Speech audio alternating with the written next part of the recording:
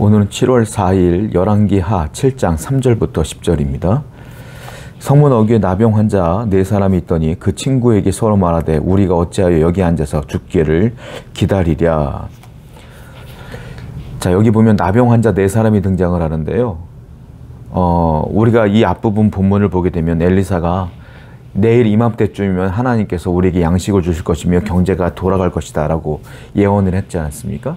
그런데 그 예언을 하나님께 성취를 하시는데 오늘 성경을 보니까 나병 4사람을 통하여 이 일을 성취하는 걸 보게 돼요. 이 나병 환자들은요, 이 당시에는 나병에 걸리면 사람들이 모여 사는 마을에 살 수가 없습니다. 그러니까 그들만 따로 그 마을을 떠나서 멀리 떨어진 곳에 그들끼리 살아야 돼요. 그러니까 지금 이 사람들의 위치가 어디냐면 사마리아 성읍 속에서 사람들이 굶어 죽게 된 거죠. 지금은 아람 군대가 에워싼 거예요, 그 성을. 그러니까 사마리아와 아람 군대 사이에 끼어 있는 거예요. 지금 이 사람들이 살아가는, 나병 환자들이 살아가는 그 지역은 그렇다라는 겁니다. 그런데요, 이 난감한 위치죠. 어떻게 보면은 참 괴로운 위치예요. 이 난감한 위치가 이스라엘을 살리는데 굉장히 중요한 위치가 된다는 겁니다. 그리고 이 사람들은 어찌 보면 이스라엘 백성들에게 외면당한 사람들이거든요. 연약한 사람들이에요. 희망과 소망이 없는 사람들이에요. 그런데 하나님은 이 사람들을 통하여 하나님의 뜻을 이루는 것들을 보게 됩니다. 여러분, 그렇습니다. 하나님께서 일하려고 마음만 먹으시면요, 사용하지 못할 사람이 없어요. 하나님께서 일하시면요, 사용하지 못할 상황도 없어요. 하나님께서 여러분들을 통하여 일하시길 원하시면 여러분들의 상황이 어찌 됐든 간에 상관없어요. 하나님이 반드시 역사하실 줄로 믿습니다. 그걸 믿는 것이 소망이죠. 그 소망을 품고 사는 것이 신앙인 줄로 믿습니다. 4절이에요. 만일 우리가 성읍으로 가자고 말한다면 성읍에는 굶주림이 있으니 우리가 거기서 죽을 것이요 만일 우리가 여기서 머무르면 역시 우리가 죽을 것이라. 그런즉 우리가 가서 아람 군대에게 항복하자. 그들이 우리를 살려주면 살 것이요 우리를 죽이면 죽을 것이니라 하고. 여기 보면 이 4명의 이 나병 환자가 결단을 내립니다. 어떤 결단을 내냐면, 야, 가만히 있어도 굶어 죽어. 그렇다고 해서 사마리아로 들어가냐? 아니야, 성으로 들어가도 거기도 먹을 것이 없으니까 굶어 죽어. 여기서 굶어 죽나? 사마리아의 성에서 굶어 죽나? 똑같이 굶어 죽어. 그럼 방법은 하나라는 거예요. 아람 군대로 투항하자, 항복하자. 거기 가면 먹을 것은 있지 않겠느냐? 그런데 그들이 만약 우리를 죽이려고 마음만 먹으면 죽으면 되지. 왜? 어차피 여기서 굶어 죽나?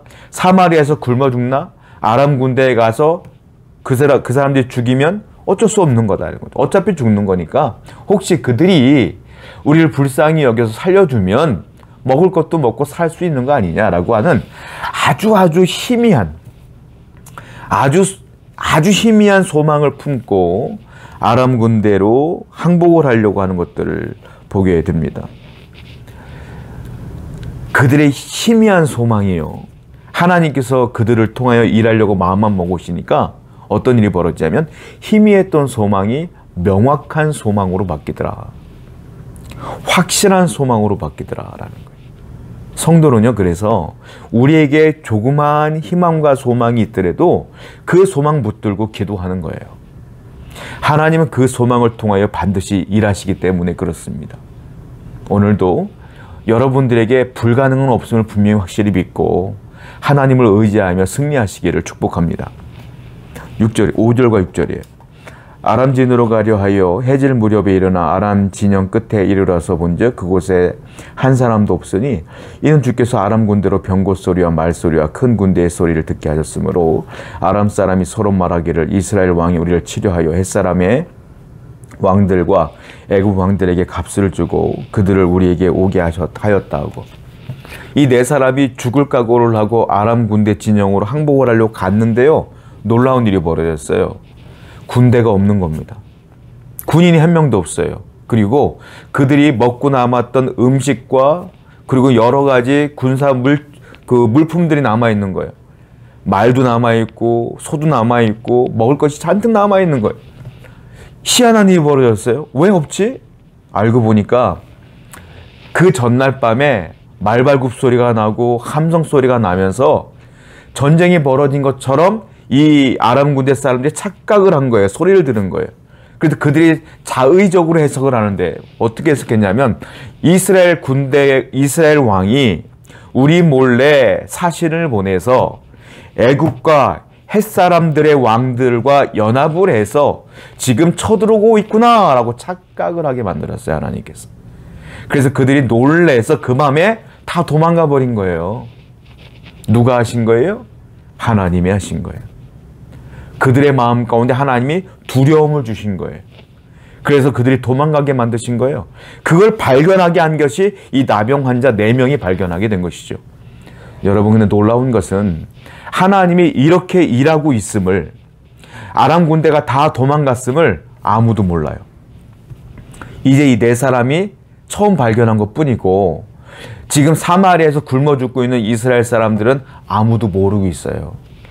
하나님이 일하고 있었음을 아무도 모르고 있다라는 거예요.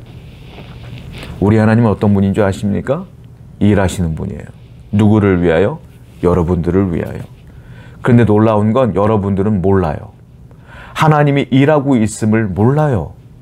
이미 하나님은 저 앞에서 우리 대신 역사하고 있음을 몰라요. 모르니까 현실만 바라보고 두려워하는 거예요. 성도 여러분, 하나님은 여러분들이 현실을 너머에서 이미 일하고 있음을 기억하셔서 소망을 붙들고 하나님을 붙들고 승리하시기를 바랍니다. 8절이에요. 그 나병 환자들이 진영 끝에 이르자 한 장막에 들어가서 먹고 마시고 거기서 은과 금과 의복을 가지고 가서 감추고 다시 와서 다른 장막에 들어가서 거기서도 가지고 가서 감추니라. 나병 환자들이 그 친구에게 서로 말하되 우리가 이렇게 해서는 아니 되었도다. 오늘은 아름다운 소식이 있는 날이거늘 우리가 침묵하고 있도다. 만일 밝은 아침까지 기다리면 벌이 우리에게 미칠지니 이제 떠나 왕궁에 가서 알리자 하고. 나병 환자들은 배가 고프니까 아무도 없으니까 먹을 것 막 먹는 겁니다. 그리고 은도 있고 금도 있어요. 그거 자기들이 막 숨겨놓고 재산을 삼는 거예요. 그리고 또 옆에 장막 가니까 똑같이 은도 있고 금도 있고 먹을 것도 있어요. 한참을 먹다 보니까 배가 불러요. 배가 부르니까 자기들끼리 생각을 해요. 아, 양심이 허락지 않는 거예요. 우리 4명만 먹고 이렇게 있는 게 맞냐? 아니잖아. 우리 동포들은 저 사마리아 성에서 지금 아람 군대가 애워싸고 있는 걸로 착각을 해서 굶어 죽고 있는데 이러고 있으면 안 되지 라고 그들이 나라와 민족을 생각하고 불쌍한 동료들을 생각하게 되는 것이에요.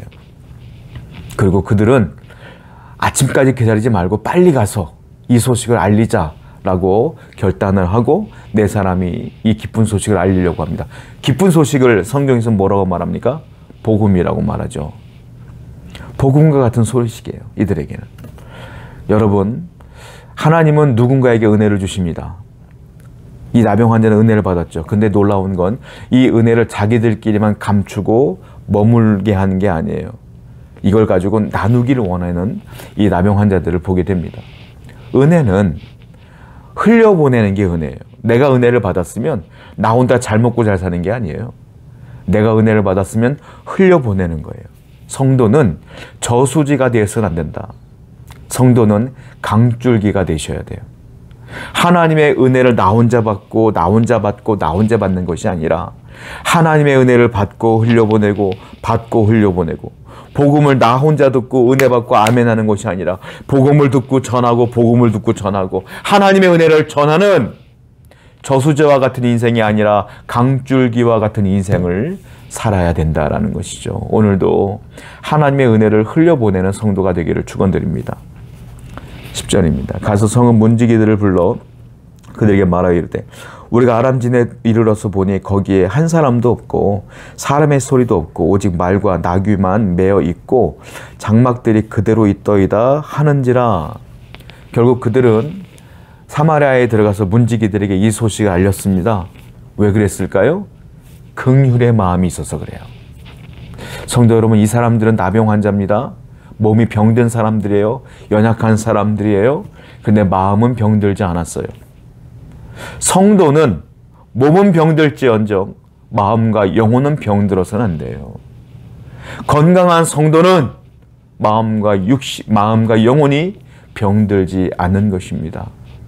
이 마음 가운데 하나님이 필요한 마음을 주시는데 그게 뭘까요? 긍휼의 마음이에요. 긍휼의 마음이 있으면 복음을 전합니다. 그들이 불쌍히 보이니까. 긍휼의 마음이 있으면 성도들을 위해 기도합니다. 안타까우니까요. 긍휼의 마음이 있으면 서로 사랑합니다. 왜? 하나님의 사람들이고 하나님의 백성이니까. 우리가 왜 사랑하지 못할까요? 우리가 서로를 위해 기도하지 못할까요? 이 나병 환자들처럼 긍휼의 마음이 없어서가 아닐까요? 긍휼의 마음이 없다는 것은 마음이 병들었다는 거예요. 우리 모든 성도들은 이 긍휼의 마음을 갖고 은혜를 나눌 수 있는 성도가 되어야 될 줄로 믿습니다. 기도하겠습니다.